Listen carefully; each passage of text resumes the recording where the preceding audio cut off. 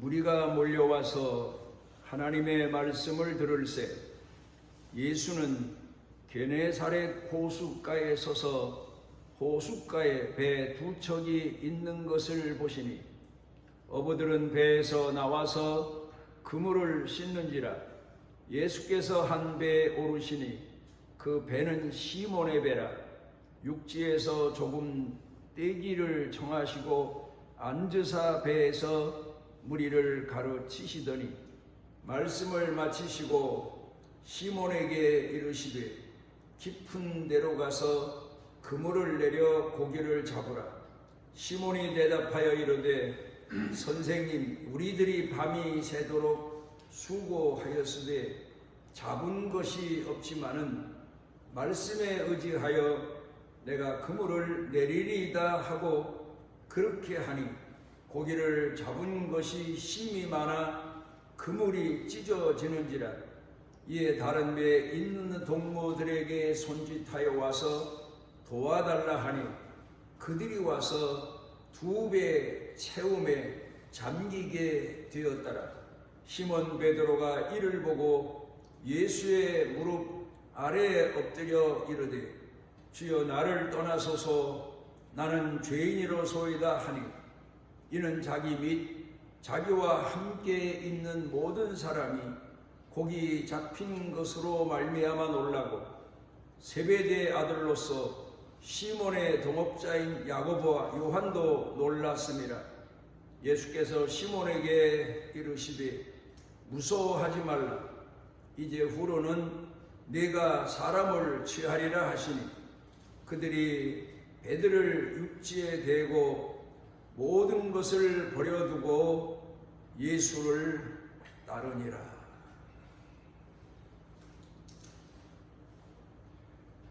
열왕기상 17장 가운데 기록된 성경 내용의 말씀을 돌이켜보면 당대의 나라를 통치하던 왕이 아합이었고 또 그의 부인은 이세벨이라고 하는 여자로서 우상 숭배에 그 어떤 시대보다도 어떤 사람보다도 더 열정적인 사람이었습니다. 그러다 보니까 그 이스라엘 백성들이 하나님을 공경하는 신앙에 있어서 미혹도 많이 받지만 시험도 많이 받게 되고 그리고 핍박도 받게 되면서 신앙이 혼란스러워 갈 때 하나님께서 엘리야라고 하는 선지자를 세우셔서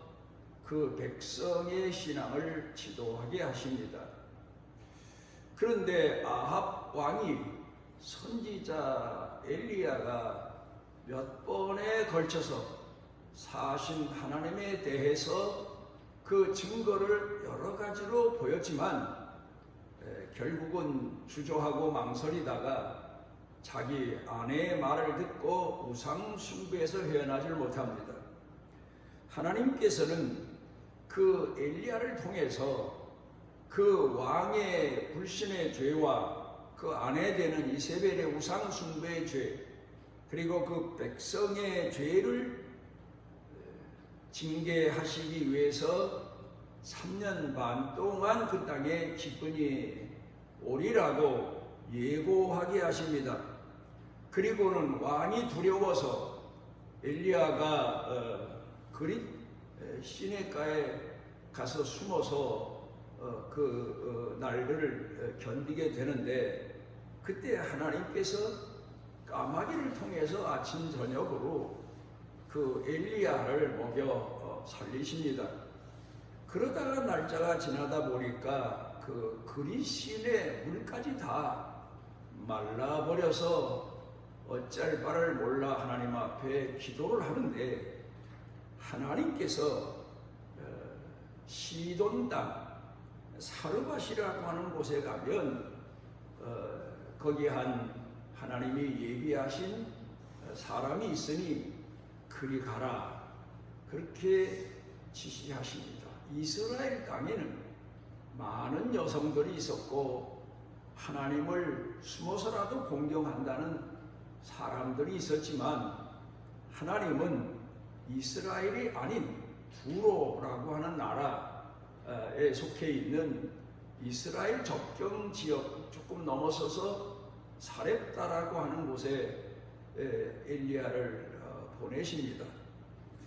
그래, 하나님이 보내셔서 그곳에 이르러 보니까 한 여인이 나뭇가지를 줍고 있는데, 성령께서 저 사람이 하나님께서 엘리야를 보내어 이 가뭄이 지나도록 섬기도록 예비하신 사람이라고 하는 사실을 알게 하십니다. 그래서 엘리야가 그 여인에게 다가가서 내게 먼저 떡을 부어 가지고 오고 물 한 모금도 준비해서 가져와라. 그러면 하나님께서 이 가뭄이 지날 동안에 내 집의 가루통에 가루가 다하지 않고 기름병에 기름이 다하지 않고 이 가뭄을 잘 견뎌낼 수 있다고 일러줍니다. 그때 여인이 엘리야에게 기막힌 얘기를 합니다. 제가 가진 것도 없고 이 가뭄이 지속되는 동안에 있는 양식이라고는 다 먹어서 이제 아들과 함께 살고 있는데 마지막 떡을 굽기 위해서 나뭇가지를 줍고 있는 겁니다. 아마 그 마지막 떡이라고 하는 것도 둘이 배불리 먹을 수 있는 만큼의 양식이 안 되는 것 같습니다. 그 얘기를 엘리야에게 하자 엘리야가 하나님 말씀에 순종하라고 당부하고, 이 여인은 그 말씀을 믿고 그리고는 자기 집에 가서 떡과 그리고 물을 준비해서 엘리야를 선대를 합니다. 이때 상황을 우리가 성경에 기록된 대로 단순하게만 생각할 게 아니라, 이때 그 시돈 땅 여인도 그렇고 엘리야도 그렇고 이 상황을 어떻게 무슨 마음으로 극복해낼 수 있었을까 생각해 봅니다. 가물 때, 먹을 것이 없는데 하나님께서 엘리야에게 시돈 땅, 사랍다라고 기록이 되어 있는데, 그 땅에 하나님께서 엘리야를 영접할 사람이 있다고 하셔서 가면 최소한 그래도 먹을 거나 있는 집이라야 되는데, 세상에 먹을 게 다 떨어지고 마지막 그 떡을 먹으면 이제 더 이상 어디서 구할 게 없는 그런 집으로 보내신 겁니다. 우리 생각해 보면 엘리야가 그때 얼마나 당황스러웠을까. 엘리야가 그 여인을 만나면서 가슴이 철렁하지 않았을까. 하나님이 이런 여인에게 나를 보내셔서 가뭄이 다 지나는 동안에 여기서 거처라고 하시는 이유가 뭘까? 약간의 인간이니까 갈등하고 고민했을지도 모릅니다. 물론 우리는 엘리야가 믿음이 좋아서 그렇게 말하지만 엘리야도 사람입니다. 엘리야의 사역을 놓고 보면 어떤 때는 엘리야도 그 신앙이 약화돼서 하나님 앞에 자기 목숨을 걷어가 달라고 탄식하며 기도한 적도 있습니다. 그런가 하면 마지막 떡을 구워서 먹고 죽을 수밖에 없는 형편에 웬 선지자라고 하는 이가 나타나서 그 마지막 굽는 떡 중에 먼저 자기에게 떡을 가져오고 물을 가져달라고 하나님이 보낸 사람이라고 하는 소리를 들으며 마음에 어떤 고민을 했을까 생각해 봅니다. 그때 물론 하나님은 하나님께서 보내신 사람 엘리야를 대하면서 하나님이 보내신 사람이라고 하는 이스라엘 여인도 아니고 시돈 땅 두로 지방의 한 여인이긴 했지만 아마도 그는 하나님에 대한 소식을, 엘리야에 대한 소식을 들어서 알고 있었지 않았을까? 그리고 하나님이 보내신 사람이란 말에 하나님께서 그렇게 말씀하셨다면 하는 마음으로 순종해서 기적을 체험하게 되고 가뭄을 지나게 된 사건을 생각해 봅니다. 우리 믿는 사람들도 살아가다 보면 참 기막힌 상황에 이를 때가 많습니다. 이젠 끝이다. 이젠 탈출구가 없다. 이렇게 내가 끝나는가 보다. 그런 생각을 할 때에 우리는 하나님을 찾게 되고 하나님께 기도하게 되고 하나님 말씀에 힘을 얻어서 다시 회복의 신앙을 가지고 나아가 우리 삶의 문제를 해결하고 우리 인생의 문제를 해결하고 그러며 살 때가 참 많습니다. 그러니까 우리가 신앙생활하면서 어떤 때에는 내 상식밖의 일이 내 앞에 일어날 때도 있고 내가 감당할 수 없는 일이 내 앞에 일어날 때도 있습니다. 이건 바로 하나님께서 우리의 믿음을 키우시기 위해서, 연단시키시기 위해서 이런 상황으로 우리를 이끄신다고 생각이 되어집니다. 어쨌든 엘리야도 그렇고 엘리야를 가뭄이 지나도록 선대한 시돈 땅의 이 여인도 그 모든 어려운 시련 하나하나 고비고비를 믿음으로 하나님 말씀을 의지하며 억지로라도 순종하는 그런 마음의 자세를 가졌기 때문에 믿음이 성장해 가면서 하나님의 기적적인 은혜를 체험하고 하나님이 원하셨던 뜻에 그 생을 살아갈 수 있었던 것을 돌이켜 생각해 보게 됩니다. 그런가 하면 사무엘상 16장에 보게 되면 이스라엘을 하나님께서는 사무엘이라고 하는 선지자를 통해서 통치하고 이끌게 하셨는데 백성들의 마음이 그 이웃 나라의 이방 나라의 왕이 통치하는 것을 보고 자기네도 왕을 세워서 통치하면 좋겠다고 사무엘 선지자에게 와서 아마도 요청을 그 대표들이 와서 했던 것 같습니다.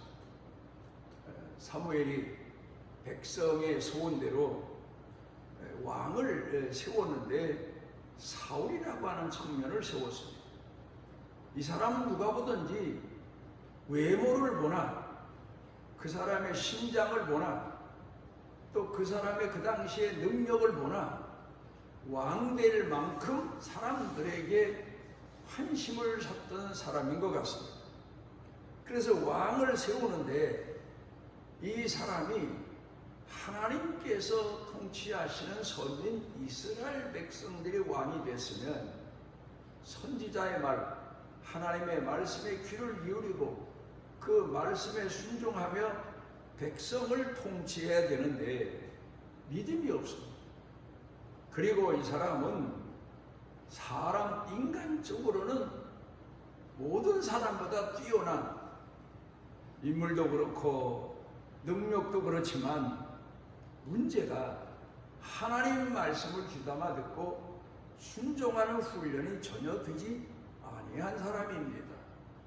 40여 년 동안 이스라엘을 통치한 사람인데 얼마나 많은 시련의 날, 고난의 날을 살면서도 믿음이 없으니까 믿음이 연단되질 않고 오히려 더 외식적인 사람, 오히려 바리새적인 사람, 이런 사람으로 추락해서 결국 그가 하나님을 믿지 않고 하나님을 공경하지 않고 그 마음에 하나님을 버린 것처럼 하나님도 그를 버리시고 맙니다.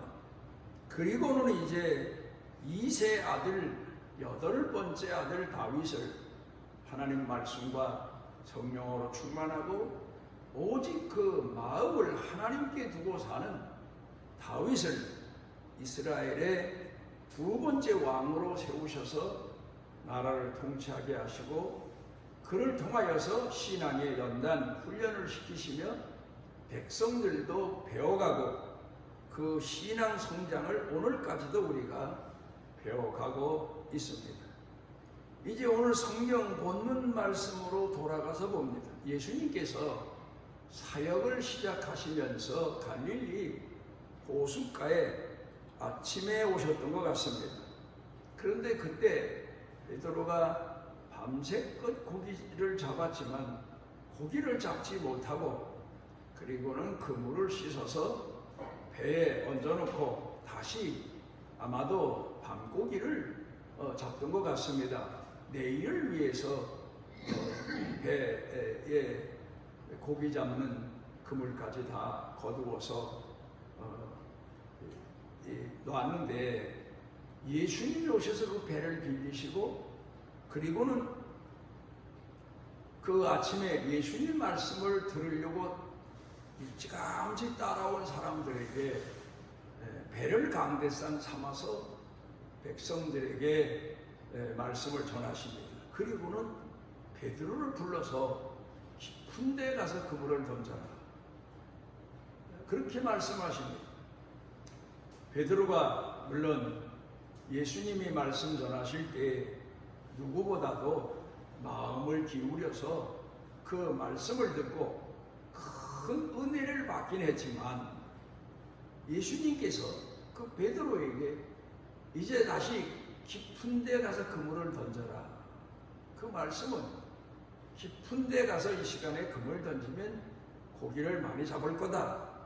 그런 말씀의 지시입니다.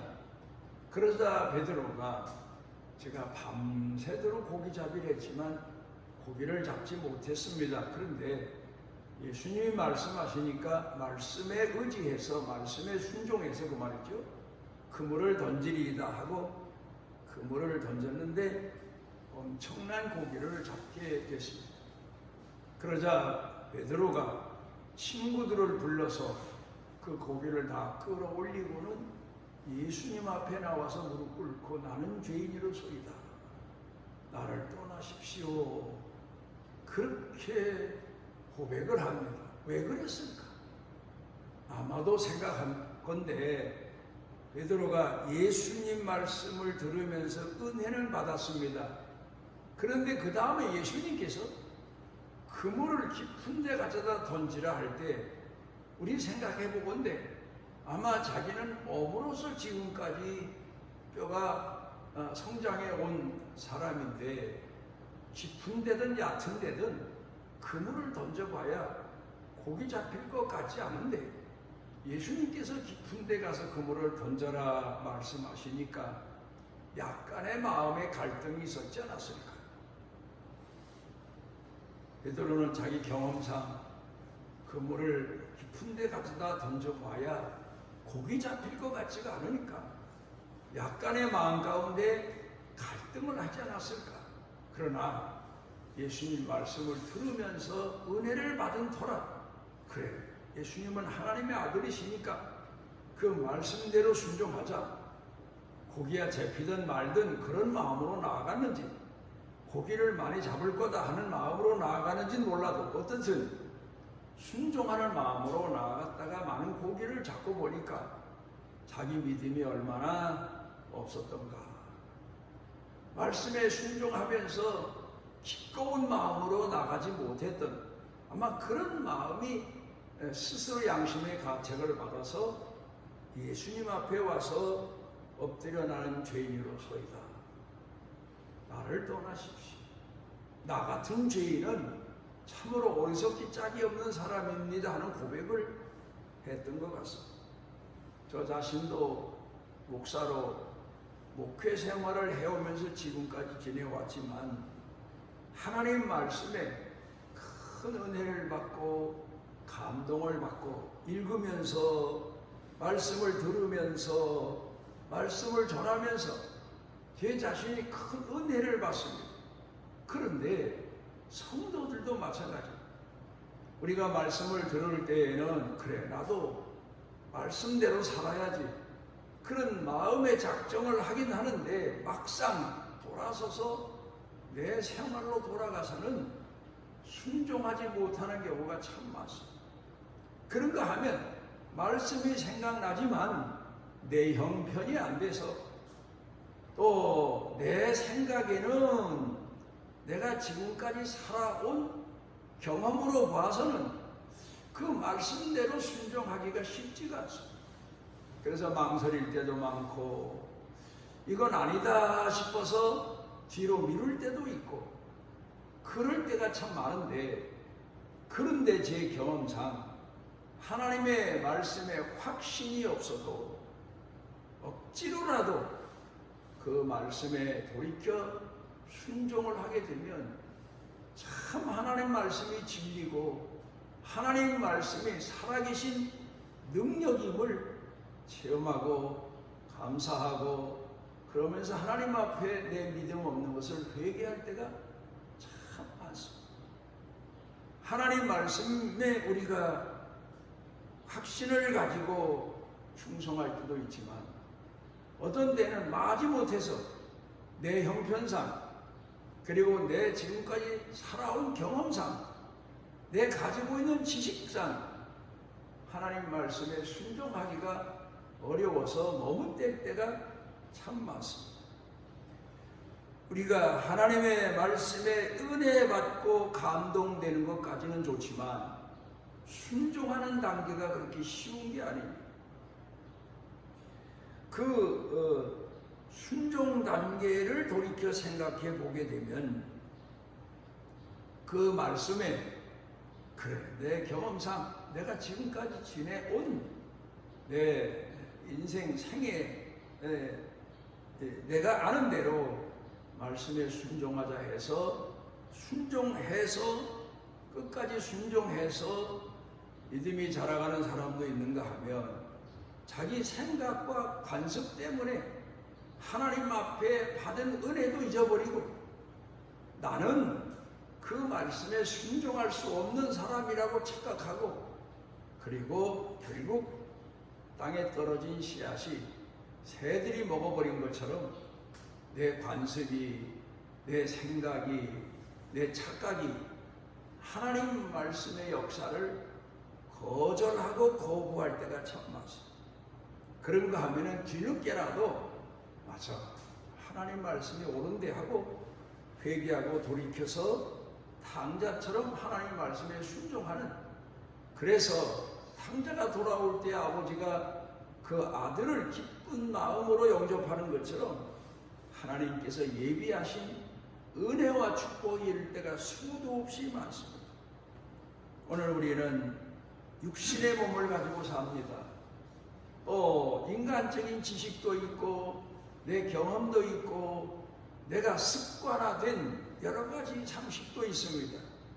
그렇지만 우리는 나를 쳐서 복종케 한다는 사도 바울의 말을 항상 기억하고 우리 자신이 하나님 말씀을 받아들일 때 갈등할 때도 있고 고민할 때도 있고 때로는 거부할 때도 있지만 나 자신을 쳐서 복종케 해서 억지로라도 순종하는 그런 신앙인으로 살아가서 하나님께서 예비하신 큰 축복에 이르는 성도들이 되시기를 바랍니다. 우리를 사랑하시는 아버지 하나님, 긍휼하신 은혜와 은총을 감사드립니다. 우리가 하나님을 공경할 때 육신의 생각 또 세속적인 우리 마음이 하나님 말씀 앞에서 갈등할 때도 많고 갈팡질팡할 때도 많고 믿음이 없는 불신자로 추락할 때도 많사오니 이럴 때마다 오직 하나님 말씀을 향하여 억지로라도 순종하고 충성해서 하나님께서 약속하신 믿음의 하나님의 축복에 이르는 성도들 되도록 붙잡아 주시고 이끌어 주시고 말씀과 성령으로 충만케 하옵소서. 예수님 이름으로 기도드리옵나이다. 이스라엘의 하나님 여호와께서 그 날개 아래 보호를 받으러 온 내게 온전한 상 주시기를 원하노라. 우리를 어리석은 가운데서도 붙들어 주시고 함께해 주시고 믿음의 길로 가도록 이끌어 주시는 우리 주 예수 그리스도의 무한하신 은혜와 우리를 택하시고 세상 끝날까지 사랑하시는 아버지 하나님의 만극하신 사랑과 우리 속에 내재하셔서 깨워주시고 일으켜주시고 믿음의 눈을 통하여 하나님께서 약속하신 소망을 버리지 아니하고 살아가도록 이끄시는 성령님의 능력의 은총이 사랑하는 자녀들 생각, 마음, 영과 육, 머리 위에 가족 일터 경영 온 교회 중에 넘치고 넘치도록 함께 하시기를 축원하옵나이다.